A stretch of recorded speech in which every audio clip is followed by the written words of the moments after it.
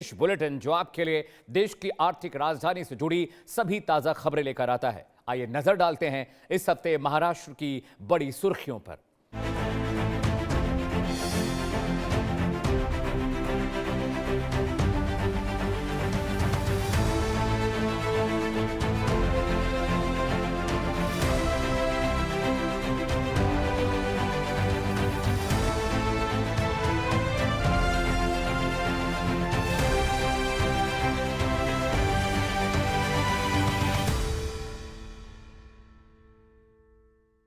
महाराष्ट्र सरकार ने किसानों को बड़ी राहत देते हुए कृषि क्षेत्र से जुड़े लंबित बिजली बकाया को माफ करने का महत्वपूर्ण निर्णय लिया है।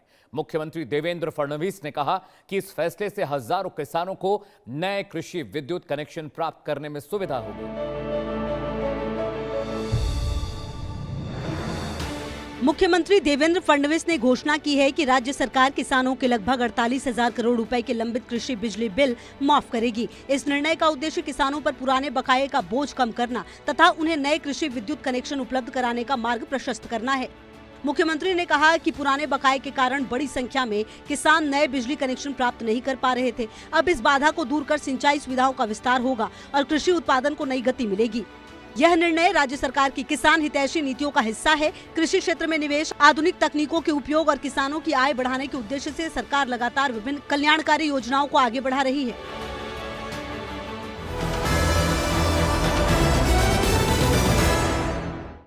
महाराष्ट्र सरकार भूमि और रियल एस्टेट क्षेत्र को डिजिटल करने जा रही है। इसके लिए मुख्यमंत्री देवेंद्र फडणवीस ने डेल्टा कानून तैयार करने के निर्देश दिए हैं, जिसका उद्देश्य ब्लॉकचेन तकनीक के माध्यम से भूमि परिसंपत्तियों का डिजिटलीकरण करना है।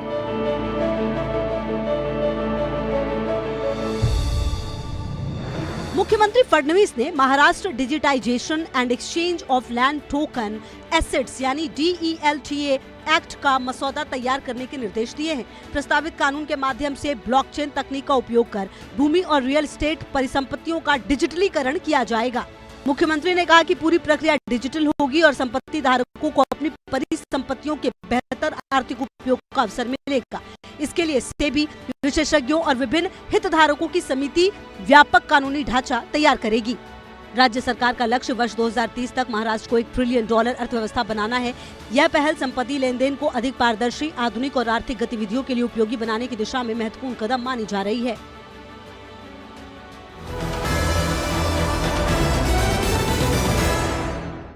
पुणे में यातायात व्यवस्था को बेहतर बनाने के लिए 3 नए एलिवेटेड हाईवे परियोजनाओं का शिलान्यास किया गया।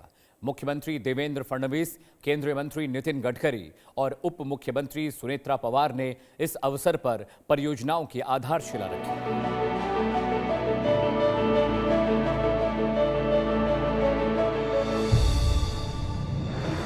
तीनों एलिवेटेड हाईवे परियोजनाओं के निर्माण से पुणे में लंबे समय से बनी ट्रैफिक समस्या को कम करने का प्रयास किया जाएगा। सरकार का दावा है कि इन परियोजनाओं से यातायात दबाव में उल्लेखनीय कमी आएगी। इन कॉरिडोर के निर्माण से यात्रा समय कम होगा तथा शहर और आसपास के क्षेत्रों के बीच बेहतर संपर्क स्थापित होगा। इससे व्यापार और औद्योगिक गतिविधियों को भी प्रोत्साहन मिलने की उम्मीद है। राज्य सरकार का कहना है कि आधुनिक परिवहन अवसंरचना के माध्यम से पुणे को वैश्विक स्तर का औद्योगिक और आर्थिक केंद्र बनाने की दिशा में लगातार कार्य किया जा रहा है।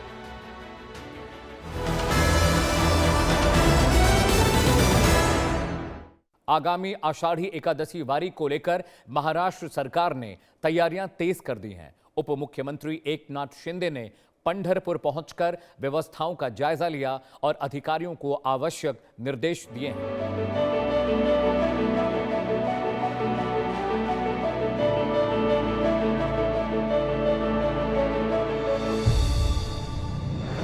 मुख्यमंत्री एकनाथ शिंदे ने पंढरपुर में आषाढ़ी एकादशी वारी की तैयारियों का विस्तृत निरीक्षण किया। उन्होंने विभिन्न विभागों के अधिकारियों के साथ व्यवस्थाओं की समीक्षा की। उन्होंने सुरक्षा, चिकित्सा सेवाओं, पेयजल, स्वच्छता तथा यातायात प्रबंधन को प्राथमिकता देने के निर्देश दिए ताकि लाखों श्रद्धालुओं को किसी प्रकार की असुविधा न हो।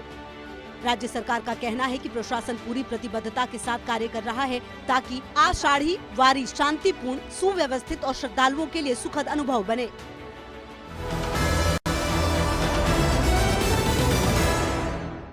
अमृत भारत स्टेशन योजना के अंतर्गत बारामती और नंदूरा रेलवे स्टेशनों का पुनर्विकास पूरा हो गया है। प्रधानमंत्री नरेंद्र मोदी ने इसका वर्चुअल उद्घाटन किया, जबकि उप मुख्यमंत्री सुनेत्रा पवार कार्यक्रम में शामिल हुई। रिपोर्ट देखिए।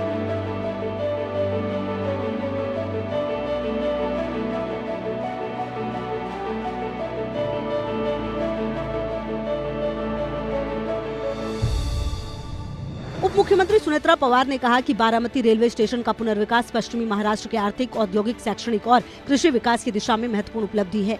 लगभग 26.5 करोड़ रुपए की लागत से विकसित स्टेशन पर आधुनिक प्रतीक्षालय, स्वच्छ शौचालय, सीसीटीवी सुरक्षा, सौर ऊर्जा और स्थानीय उत्पादों को बढ़ावा देने के लिए विशेष व्यवस्था की गई है। उप मुख्यमंत्री ने नागरिकों से स्टेशन की स्वच्छता बनाए रखने की अपील की और कहा कि बेहतर रेल संपर्क से क्षेत्रीय विकास तथा स्थानीय अर्थव्यवस्था को नई गति मिलेगी।